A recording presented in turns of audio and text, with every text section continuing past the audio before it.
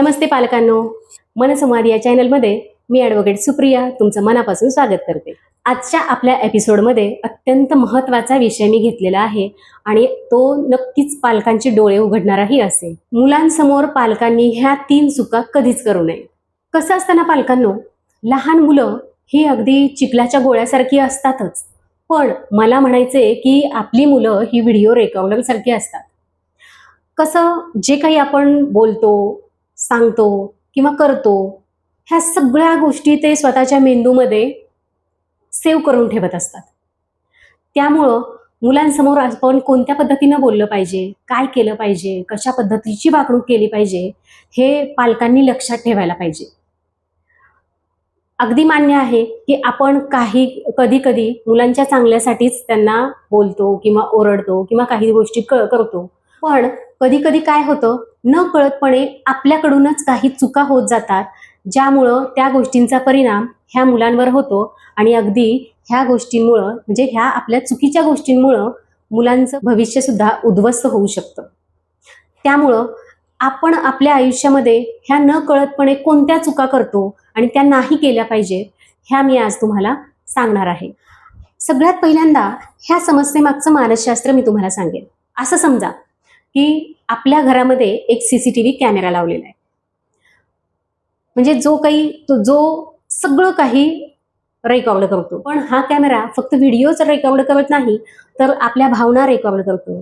आपलं बोलणं, आपले शब्द, आपलं वागणं हे सगळं काही रेकॉर्ड करत आहे. हा कॅमेरा म्हणजे आपलं मूल आहे. मुलं आपलं सांगण्यापेक्षा आपलं अनुकरण जास्त करतात. त्यामुळं पालकांनी मुलांपुढं वागताना किंवा बोलताना अगदी खूप काळजी घ्यावी लागते. चला मग बघूया आपण आपल्या मुलांपुढं कोणत्या महत्त्वाच्या 3 चुका करतो ते. आपली सगळ्यात पहिली चूक कोणती? मुलांसमोर एकमेकांसोबत वाद घालणं किंवा भांडण करणं. ही सगळ्यात मोठी आणि महत्त्वाची चूक आहे. कसं असतं, प्रत्येक कुटुंबामध्ये पती पत्नीमध्ये किंवा बाबा आणि आजोबा ह्यांच्यामध्ये वाद होत असतात. एकमेकांचा अपमान केला जातो, नको नको त्या गोष्टी बोलल्या जातात आणि त्यांच्या मनामध्ये एक असुरक्षिततेची भावना निर्माण होते. त्यामुळं मूल एकतर खूप चिडचिड बनतं किंवा एकतर डिप्रेशनमध्ये जातं. त्यामुळं आपल्या ह्या चुकीमुळं मुलांचं आयुष्य कोणत्या पद्धतीनं किंवा कोणत्या वळणाला लागतं हे पालकांनी लक्षात घेतलं पाहिजे आणि आपले जे काही वाद आहेत ते एका घरात एका खोलीत बसून शांततेत सोडवणं अगदी हा उत्तम पर्याय त्याच्यावरचा असू शकतो, जेणे की मुलांनाही ह्या सगळ्या गोष्टीची भीती नाही वाटली पाहिजे आणि आपले वाद सुद्धा योग्य पद्धतीनं आणि शांततेत सोडवले गेले पाहिजेत. आपली दुसरी चूक ही की आपण मुलांसमोर खोटं बोलू नये किंवा नियमांचं उल्लंघन करणं. आता तुम्ही म्हणाल हे काय?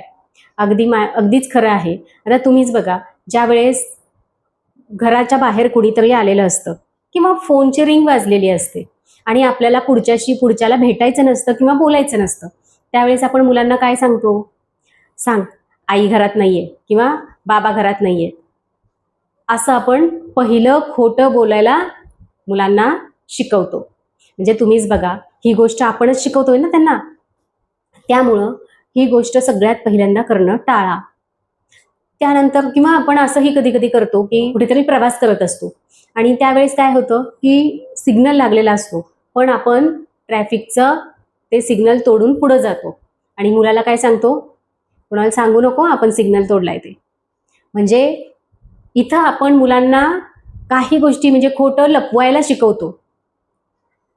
मग पुन्हा जर का भविष्यामध्ये ज्यावेळेस मुलं अशा पद्धतीनं खोटं बोलतील किंवा खोटं लपवतील, त्यावेळेस तुम्ही त्यांच्यावर रागावू नका, कारण आपणच त्यांना ही गोष्ट शिकवलेली आहे.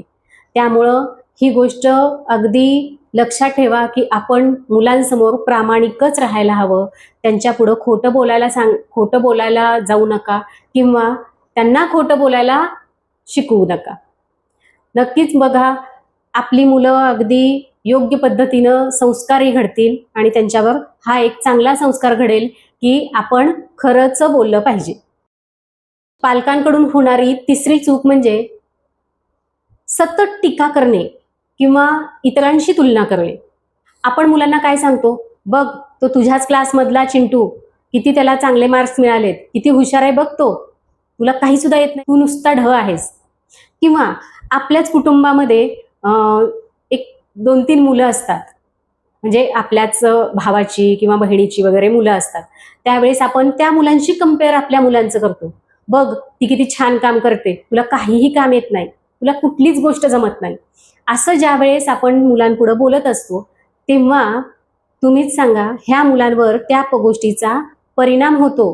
तुम्ही जे काही हे बोलता त्यावेळेस ती गोष्ट, ते वाक्य मुलांवर अगदी विषासारखं काम करत असतं. त्यामुळं मुलांना एकमेकांसमोर तुलना करणं टाळा. त्यांच्यावर सतत टीका करू नका.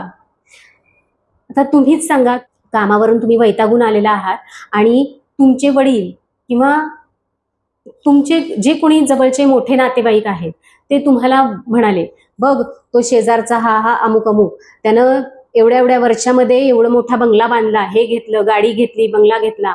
हे ज्या वेळेस आपल्याला ते सगळ्या गोष्टी बोलल्या जातात त्यावेळेस आपण काय करतो, तिथे चिडतो किंवा आपल्यामध्ये काहीतरी कमी आहे ह्या गोष्टीची आपण ते जाणीव करून ज्यावेळेस दिली जाते त्यावेळेस आपल्याला आपल्या मनाला काय वाटतं, ही गोष्ट थोडीशी तुम्ही आत्मपरीक्षण करा.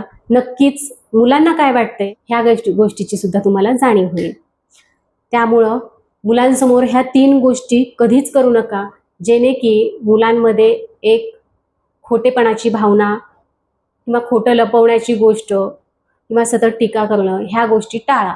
त्यांवर सतत टीका करण्यापेक्षा किंवा इतरांची तुलना करण्यापेक्षा त्यानं एखादं कोणतं काम चांगलं केलेलं आहे, कोणती गोष्ट चांगली केलेली आहे, त्या गोष्टीचं कौतुक करा, जेणे की त्याला मोटिवेशन मिळेल आणि तो पुढं चांगल्या पद्धतीनं अभ्यास करेल किंवा चांगला सुसंस्कारी होईल. त्यामुळं हे सतत टीका करणं मुलांसमोर नक्कीच टाळा. मुलांमध्येही फरक पडेल आणि तुम्हालाही मनाला शांतता लाभेल. कसं असतं ना पालकांनो, मुलं ही देवाघरची फुलं असतात आणि त्यामुळं मुलांना ओरडून किंवा मारून सांगण्यापेक्षा त्यांना प्रेमानं बोला, प्रेमानं सांगा. नक्की त्यांच्यामध्ये खूप चांगला बदल होईल. आणि ह्या सगळ्या गोष्टींसाठी खूप काही करायची गरज नाही, फक्त स्वतःमध्ये छोटासा बदल करत जावा.